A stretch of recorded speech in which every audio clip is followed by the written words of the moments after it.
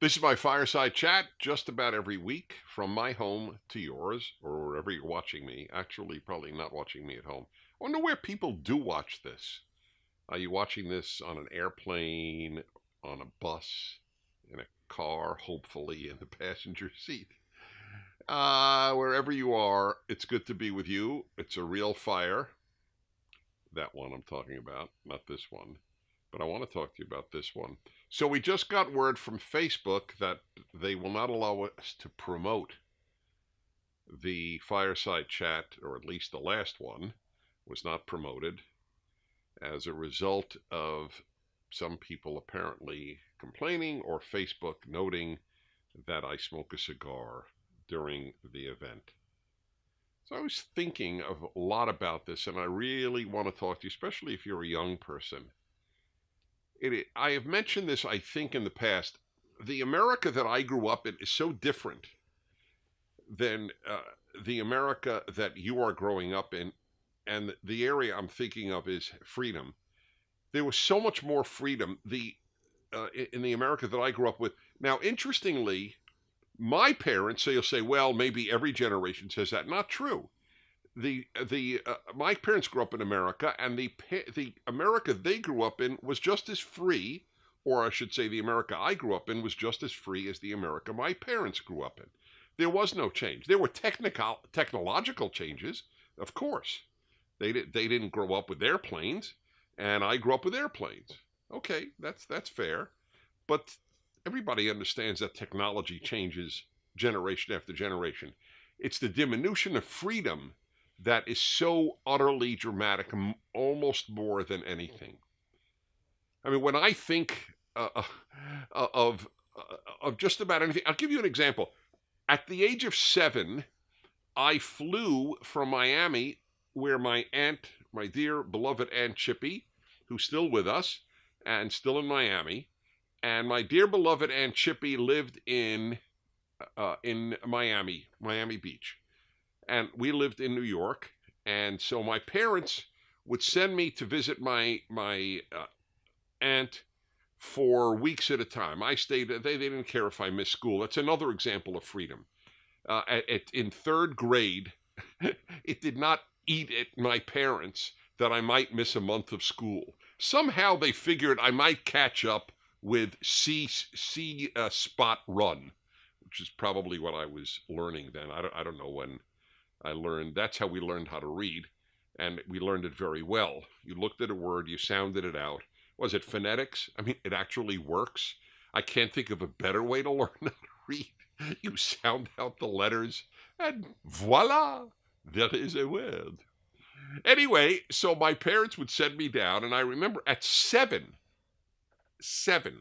actually, that's my 7, not yours. I think that should be your 7. At the age of 7, I flew home alone from Miami to New York. Alone. It was a non-issue. Nobody had to sign any papers. I didn't get charged a fee. I didn't have to be greeted at the airport officially. The stewardess didn't have to, excuse me, flight attendant. We called them stewardesses then. A flight attendant didn't have to walk me off, and nobody got kidnapped. Isn't that amazing? Nothing happened. Kids could fly on their own. And that's what I did. 1 second, was that my phone? That's always embarrassing. I always have it on. I don't understand how that happened. Yeah, it's on vibrate, so it can't be my phone. Oh, it's the question. I knew it wasn't me. It was not me. I just want you to know. So anyway, I flew from Miami to New York. It's a family traditional story now. It's entered the realm of sort of legend, but it's true. So not, not only did I fly alone and nobody gave a hoot, I flew alone, and my parents arrived at the airport late, which never once I remember the story. This is one of my earliest memories. And they came late, and I didn't care.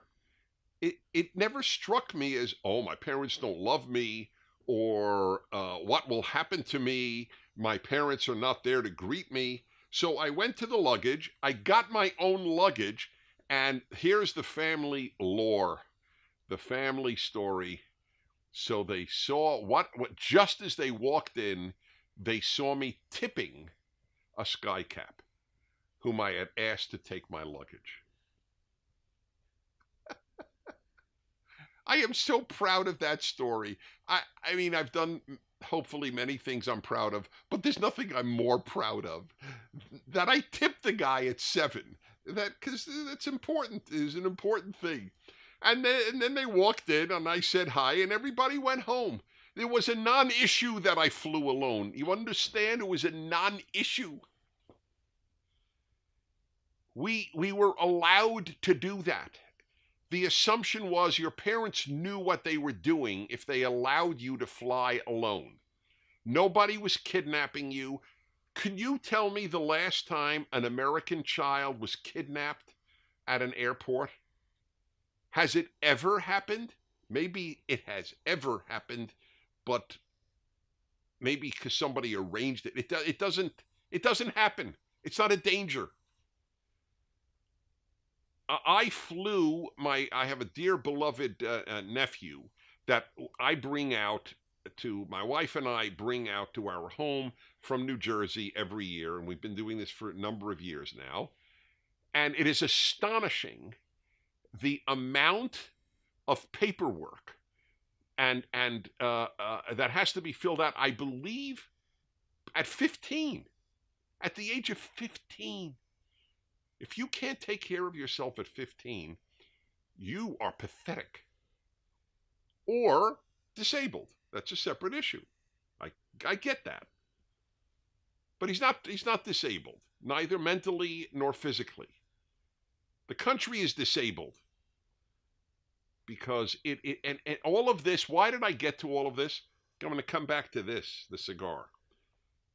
The deprivation of freedoms in the name of safety, not to mention the name of hate speech. I mean, you name it, every arena is less free. A 15-year-old can't get on an airplane, and that's it. You have to, and the airlines, it's a total gimmick with the airlines. They know because of these idiotic laws, they can then charge you at least $100. I mean, a serious amount of money. Now, it's okay for me, $100. I am blessed. I have a good income. But for a lot of people, $100 is not insignificant, especially if the ticket is $200. That's a 50% increase on the ticket because it's a 15-year-old child. What if I don't want my 15-year-old to be taken care of? What if I actually think my 15-year-old is an adult or can be treated like an adult? No, it doesn't matter. So that's just one. It's just one. Here's another one. My mother would send me to what we used to call candy stores in Brooklyn, New York, where you buy newspapers and candy and paper and pens and it's just like anything you wanted basically. A lot of magazines and news. I said newspapers, yeah. So my mother would. I remember my mother saying to me, I may have been 8 years old. She said, "Here's she gave me money. Get me some cigarettes." So I bought my mother cigarettes. Today, if somebody would sell an 8-year-old a pack of cigarettes, they'd be out of business. They might be arrested. I didn't buy it for me, and I can't even take. I can't even take. I couldn't take. My kids are both older than 18. I couldn't take my kids with me where I would smoke a cigar in a cigar lounge, as they call it. He couldn't even enter at 17. Not enter. Now, you'll all say, not all, but many will say, oh, well, this is for the safety of the kid, and secondhand smoke, and third-hand smoke, and fourth-hand smoke, and first-hand nonsense. That's what it is.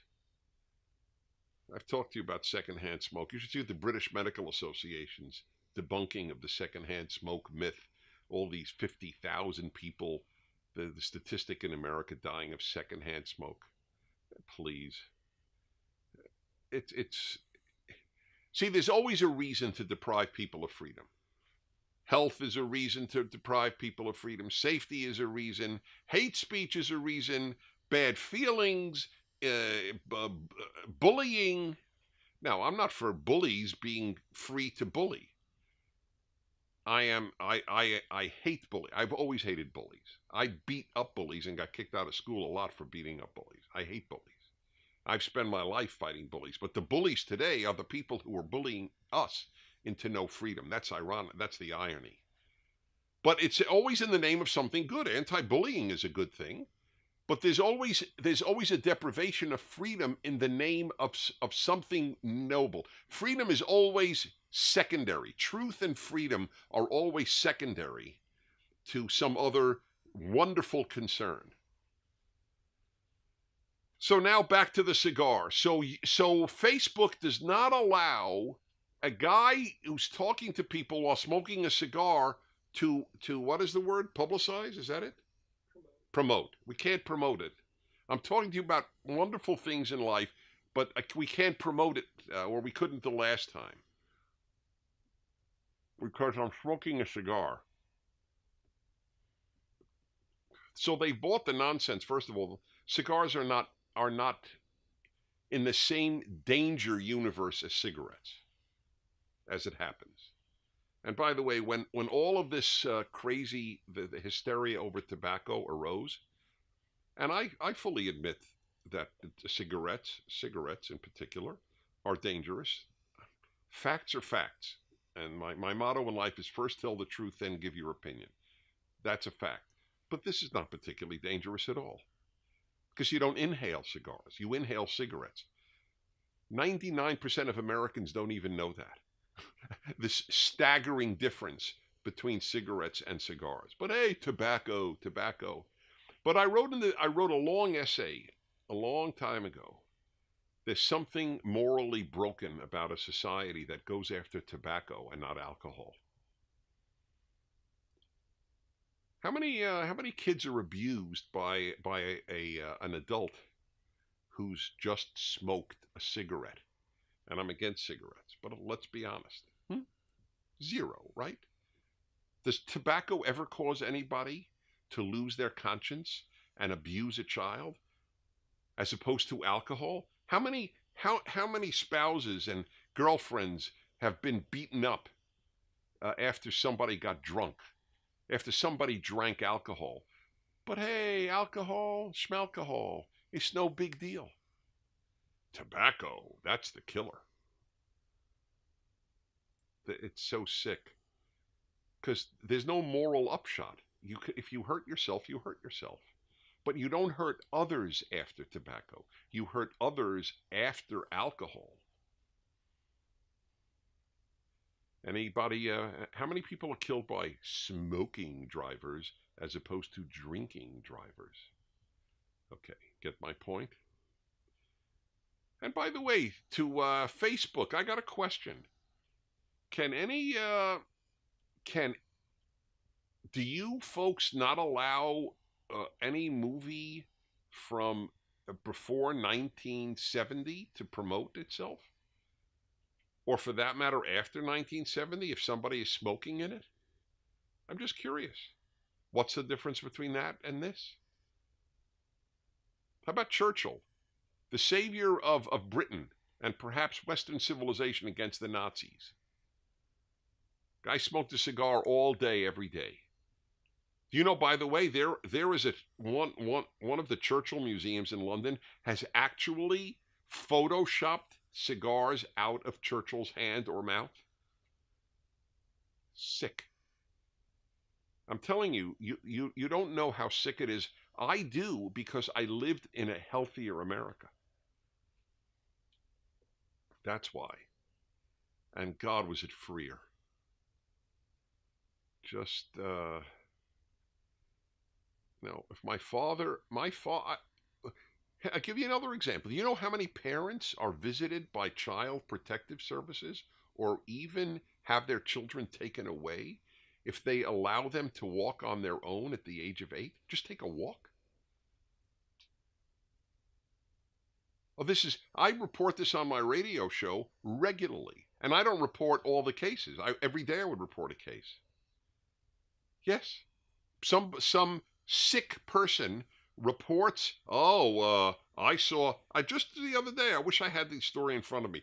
The 3 kids together, and they were taken away from the parents. That's child abuse done by the state. It's one of the reasons I don't trust the state. That's the difference between a conservative and a liberal in one sentence. Do you trust the state? No, I don't. Because I don't trust people with power. Period. Okay? The less power they have, the better, generally. Some people need to have power. Police need to have power, or there will be moral chaos. There will be violence and criminality rampant. We all understand that. It went out. I need a lighter. I forgot to bring a lighter to my seat. You got a lighter? So this is another example of the lesser freedom that your generation has if you're a young person, but you don't know it because you didn't grow up in the previous generation, obviously. So to you, this is normal. You know, there are kids who even say, "Oh, I'm going to call Child Protective Services on you." When I was a kid, parents were authorities, not government. It's a better world. Were some parents terrible? Yes, of course. There's no guarantee of anything in life except taxes and debt. That's not original to me, by the way. I don't want to take credit for a great line. It's a great line, but it's not mine. Well, anyway. All right, so I'd just like to know, would Facebook allow the promoting of a film on Churchill? I'd like to know. He smoked all the time. Smoked cigars. I am curious too, I don't know the answer. If I were sitting here and I had, let's say, a margarita, would they not allow us to promote if I was sipping at a margarita? I don't happen to drink alcohol, but not out of moral fervor, but because I just don't enjoy it. But let's say I did. Or a glass of wine. I don't know. Maybe the answer is yes. They wouldn't allow it. Do you know? You guys know? Maybe we don't know. Be an interesting question.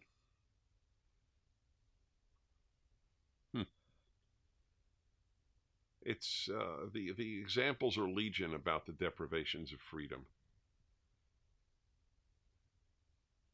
All right, I'm going to go to your questions here. Let Facebook know that somehow you can handle it if you watch a guy smoking a cigar. That you really, even though you don't, somehow or other, it's not high on your list of awful things. The meanness that I could advocate here without a cigar.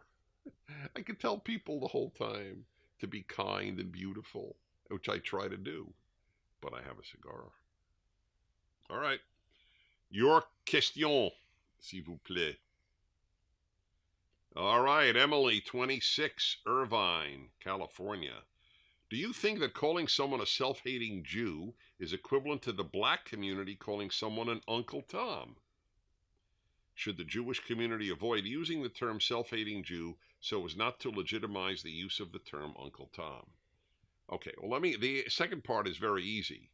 One has nothing to do with the other. If there was people who call blacks Uncle Tom, blacks who call blacks Uncle Tom have not taken their lead from Jews who call some Jews self-hating Jews.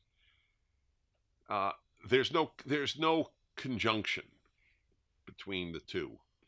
There really are self-hating Jews. I've never met a black who devoted his life to hurting blacks.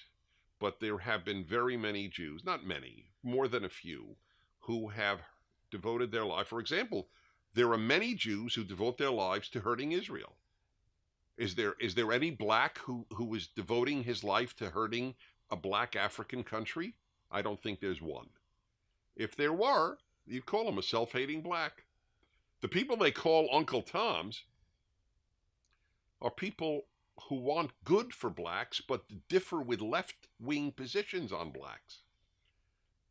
So what they've done is the same thing with the word racist. The left calls everybody every term they can because they have no intellectual basis for their arguments.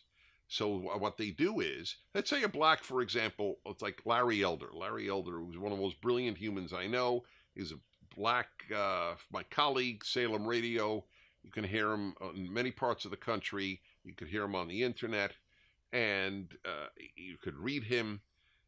And Larry's black, and Larry takes issue with the phony arguments that are so-called on behalf of blacks. Like it's a good thing to lower academic standards for black students. It's just an insult to blacks. That's how he looks at it. He's insulted as a black that people would lower standards because of my skin color. Why is that? He's called an Uncle Tom. But he's in fact trying to help the black community, as is Tom Sowell, as is Walter Williams. There are so many blacks, and every black who isn't a left-winger is called an Uncle Tom. So it's a phony term. It's like racist and xenophobic and all the other terms the left uses to dismiss the decency of people they differ with. But self-hating Jews really do exist. I'm sorry to say. Can it be overused? Every term could be overused, but in objective reality, they exist. Okay, Zach, 29, Houston, Texas. Dennis, my wife is recently out of the Army, and I am in the process of joining the Air Force. Thank you both. Once I am in, I'd like to invest for our future. What are smart investment decisions I can make in today's economic climate? Okay, I am flattered that you would ask me. But when God gave out abilities, he gave me some, but when he gave out general abilities in other arenas, I was not in line. When it came to business investment, I didn't even know the line was there, so I didn't get much talent in that arena. But my immediate instinct, based on just my immediate instinct, you have to look further, is in the course of my lifetime, real estate has just been a consistent winner over time. Everything is over time.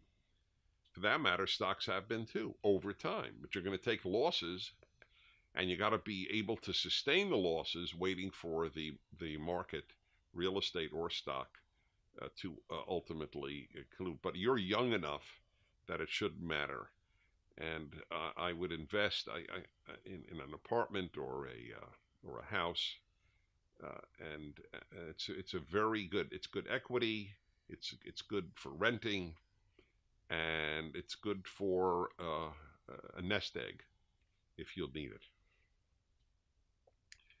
Okay, Diego, 19, in Ribeirão das Neves, Minas Gerais, Brazil.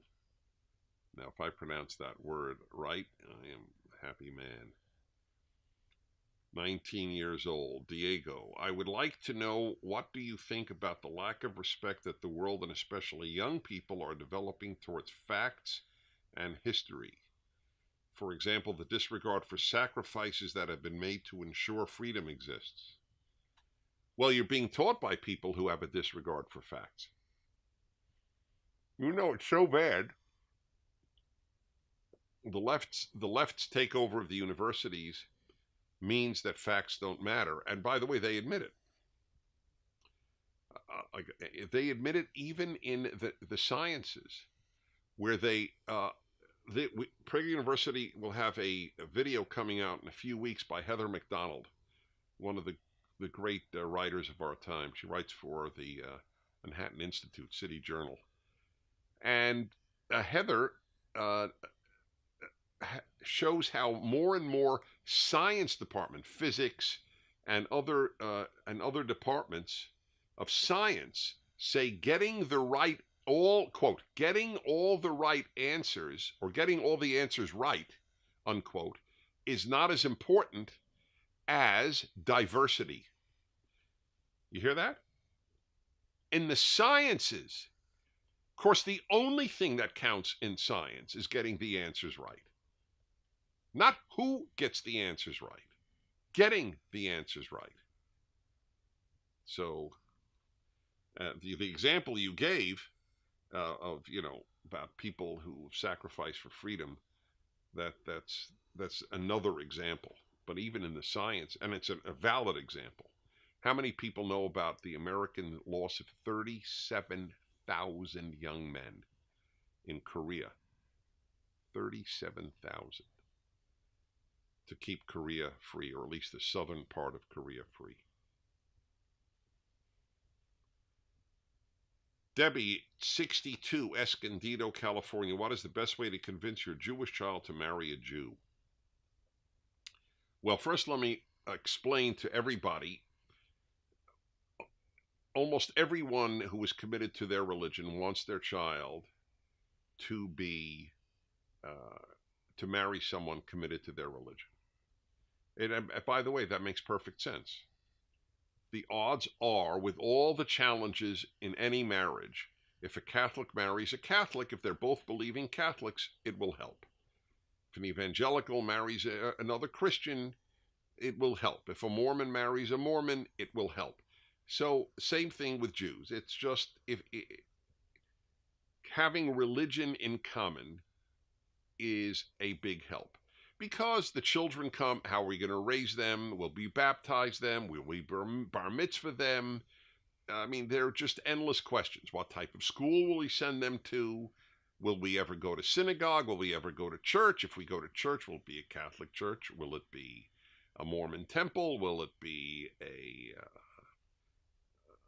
Protestant church? I mean, these are questions that when you're in love, you don't think about, but eventually you have to confront. With regard to a Jew specifically, I've never quite understood the argument of a non-religious Jewish parent that their child should marry a Jew. If they don't share Judaism, what do they share? Ethnicity? Do you think Hispanics all have to marry Hispanics? Latinos all have to marry Latinos? Or blacks all have to marry blacks? I bet you don't think that way. So I've always wondered why a secular Jew would be insistent on their child marrying a Jew. On what grounds, especially if they're liberal, because liberalism is open-minded. A religious Jew has an argument based on religion, but what does a non-religious Jew have an argument based on? Okay. No, N-O-E. How do you pronounce N-O-E? No? It's not Noah.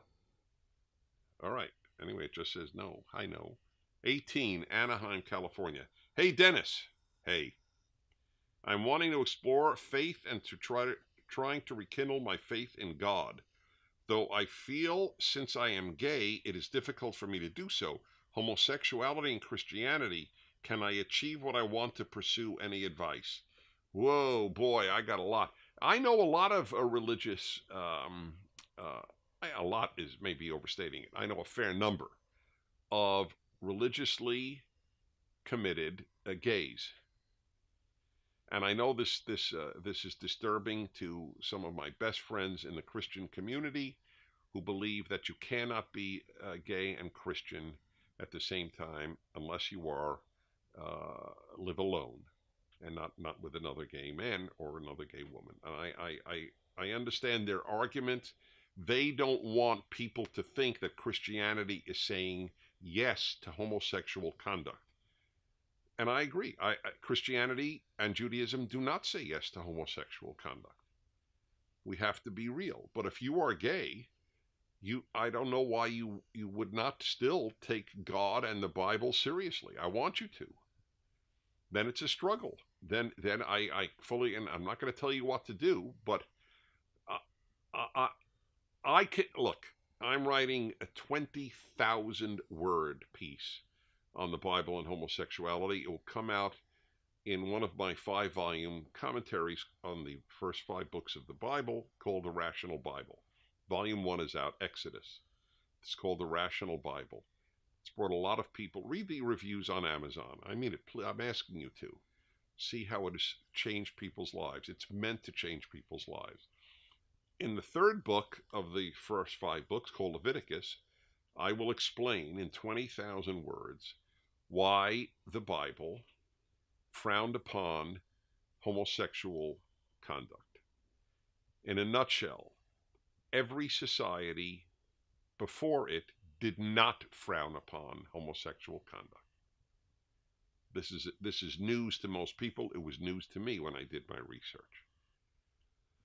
And so what you had was, in very many societies, when men want, this is amazing to modern people, when men wanted sexual pleasure, they often sought young men. Women were for babies, young men were for sexual pleasure. And the Bible came along and said, no, the place for sexual pleasure is marriage with a woman. That's what it is about. There are a lot more to say. I have 20,000 words to say it, but at least I wanted you to have a respect, and all of you listening, not just gays. But I have met seriously religious gays, and that you should be in touch with them. But don't dismiss the Bible, or in your case Christianity, because you're gay. It's a terrible loss in life. Andranik, 19, Los Angeles. Dennis, is the era of today's radical left nearing the end of its course? You gotta be kidding. I wish.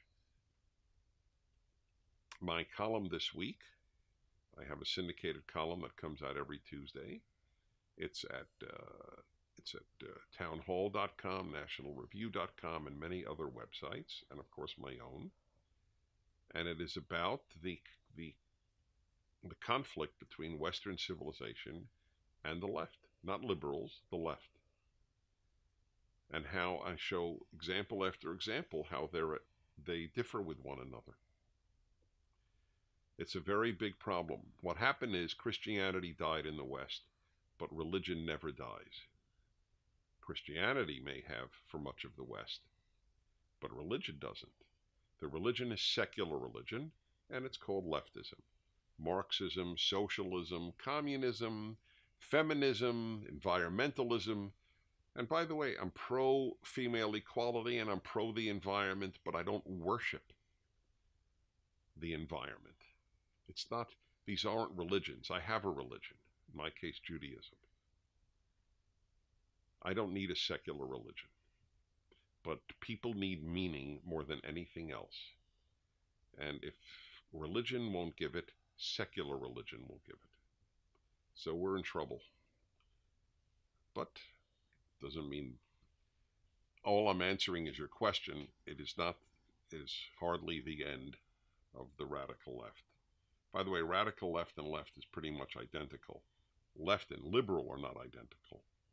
Final question, Corey, 38, Fort Worth, Texas. Do you like cake? And if so, what's your favorite kind of cake? Asking me if I like cake is almost like asking if I like to breathe.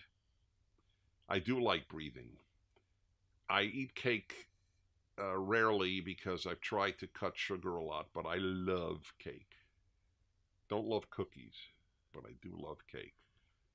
The answer was, what kind of cake? That was the question.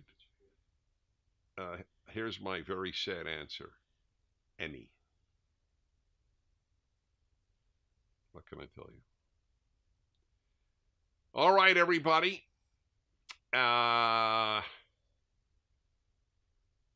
am I going to tell you? The freedom issue is perplexing. It's disturbing, not perplexing. People yearn for many things more than liberty. America was founded on a yearning for liberty. And in that regard, it has been unique. Maybe it won't be so unique as the years go on. It'll become more normal, and liberty will lessen. That's my fear. Thanks for being with me. I'm Dennis Prager, and see you next week.